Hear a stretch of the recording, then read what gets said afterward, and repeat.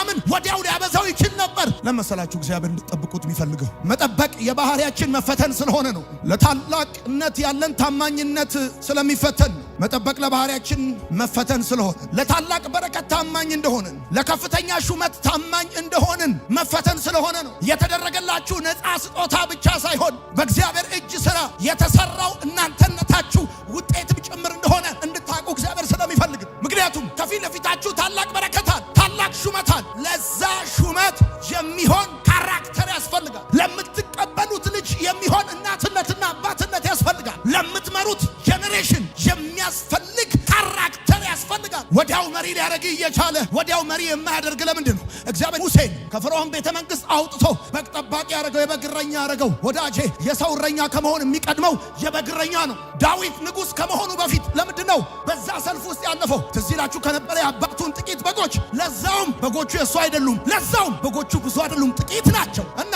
የእግዚአብሔርን ሕዝብ በመሪነት በእረኛነት በንጉስነት ከመቀበሉ በፊት በእሴይ በጎች የተፈተነ ልጅ ነበረ ዳዊት። እና መጠበቅ የባህሪ መፈተን ስለሆነ ወዳጆቼ በጣም መጥፎ ነገር ከማጣት ይልቅ ማግኘት። አንዳንድ ሰዎች በማጣት ውስጥ ትሁት የሆኑ ሰዎች ሲያገኙ ወደ እማታቋቸው ሆነው ነው የሚቀየሩት። በጣም ብዙዎች የተቸገሩት በማጣት አይደለም። በማጣት ከተቸገሩት በላይ በማግኘት ተቸግረዋል። በማጣት ከተሰቃዩት በላይ በማግኘት የተሰቃዩ ሰዎች አሉ። መጠበቅ የባህሪ መፈተን ስለሆነ ስትቀበሉ እንደምትደሰቱት ስትጠብቁ ትደሰታላችሁ ወይ የሚለው ጉዳይ ዋና ጉዳይ። ማግኘታችን ካላሳቀን ማጣታችን አያስለቅሰን። መውጣታችን ካላስኮፈሰን መውረዳችን አያስኮፍሰን። ስለዚህ ለምንድነው እግዚአብሔር እንድትጠብቁ?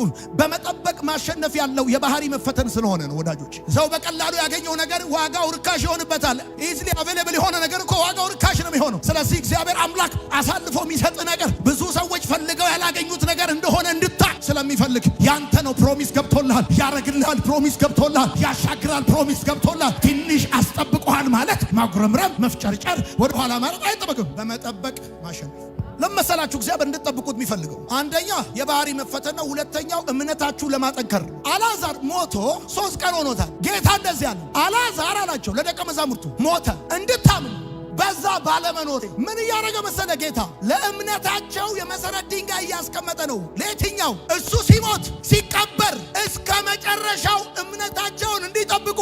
ይሄ አልዓዛርን ያስነሳ እሱማ ይነሳል። ብዙ ጊዜ አልዓዛር ጋር ቶሎ ለምን እንዳልሄደ ማወቅ የምትፈልጉ ሰዎች ካላችሁ ለደቀ መዛሙርቱ እምነት የመሰረት ድንጋይ ለማስቀመጥ የደቀ መዛሙርቱ የጌታን ሞት ተከትሎ ለሚመጣባቸው ብዙ መከራ እጅ እንዳይሰጡ ለማድረግ እምነታቸውን ለማጠንከር በአልዓዛር ሞት እያስተማራቸው ነው። ወዳጆች ብታምኑስ ብሎ ለነ ማርያም እንዳላቸው መጠበቅ እምነታችሁን ማጠንከር ነው። ሶስተኛው ቅድም እንዳልኳችሁ እግዚአብሔርን ማሰራት ነው። አሁን ይኸውላችሁ በተስፋችሁ ላይ በመንገዳችሁ ላይ እግዚአብሔርና እናንተ እንድትሰሩ አይፈለግም። እግዚአብሔር የእናንተን እጅ የእናንተን አስተዋጽኦ የሚያውቋችሁን ሰዎች ቸርነት በእናንተ ሕይወት ውስጥ አይፈልገው። ለምን? ትምክታችን እንዲጠፋ የስኬታችን ምስጋና የእግዚአብሔር ብቻ እንዲሆን ስለሚፈልግ። በስኬት ተራራ ጫፍ ላይም ቁሙ፣ በተስፋ መቁረጥ ሸለቆ ውስጥም ተሰረሩ። እግዚአብሔር ላይ እምነት እንዲኖራችሁ ትምክታችሁ ከእናንተ እንዳይሆን ምስጋናው የሱ ብቻ እንዲሆን ስለሚፈልግ እግዚአብሔር አምላክ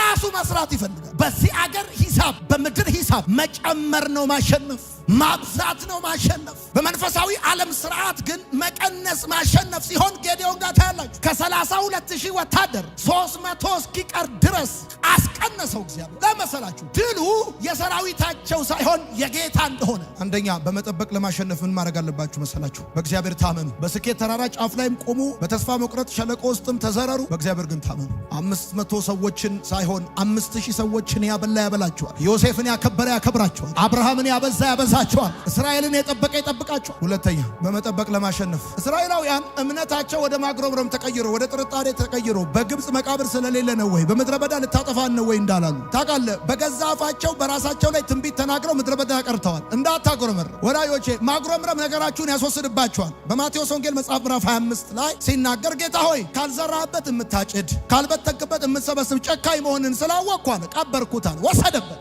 ወዳጄ የምታጉረመርም ከሆነ ይወሰድባል። በመጠበቅ ማሸነፍ ከፈለግ መዘመር ነው ያለው። እስራኤል ሰዎች አጉረምርመው ምድረ በዳ ቀርተዋል። በመጠበቅ ማሸነፍ ከፈለግ ማጉረምረም አይሰራ። አንድ ሰው ጠበቀ የሚባለው እያጉረመረመ አይደለም። ሶስተኛና የመጨረሻ የትላንቱን አስታውስ ወዳጆቼ። የእስራኤል ሰዎች እኮ ታውቃላችሁ የባርነታቸውን ሰንሰለት በጣጥሰው በ10 መቅሰፍት ፈርዖንን አርበድብዶላቸው በድንቅ እኮ ነው ከግብፅ ያወጣቸው። ስትጠብቅ ማድረግ ያለብህ አንድ ጉዳይ የትላንቱን ማስታወስ ብቻ። በፈለጋችሁት መመዘኛ ከዚህ በኋላ የቀረው ህይወታችሁ አልፋችሁት ከመጣችሁት ቢያንስ እንጂ አይከብድም። ከባዱን ሲዝን ኖራችሁት። በጣም መጥፎ ሲዝን ትላንት ነበር። እግዚአብሔር እያለ ያለው እንደ ይስሐቅ ነው። በመጠበቅ ታሸንፋለህ። ስፍራህን እንዳትለቅን ያለ መጠበቅ እግዚአብሔርን ማሰራት ነው። የጠበቃችሁ ሰዎች እግዚአብሔር በእናንተ እጅ ሳይሆን በእጁ ስራችሁን ሰርቶ ይሰጣችኋል። በእግዚአብሔር እጅ የተሰራ ያለቀ ዌልተን የሆነ የተጠናቀቀ ስራ እጃችሁ ይገባል። አነጋጋሪ የሆነ ውጤት ቤታችሁ ይገባል። ይረዳኛል፣ ያድነኛል ብላችሁ የጠበቃችሁት እግዚአብሔር በዚህ ዓመት መልአኩን ይላክላችሁ። ታናሹ መጽሐፍ ይዞ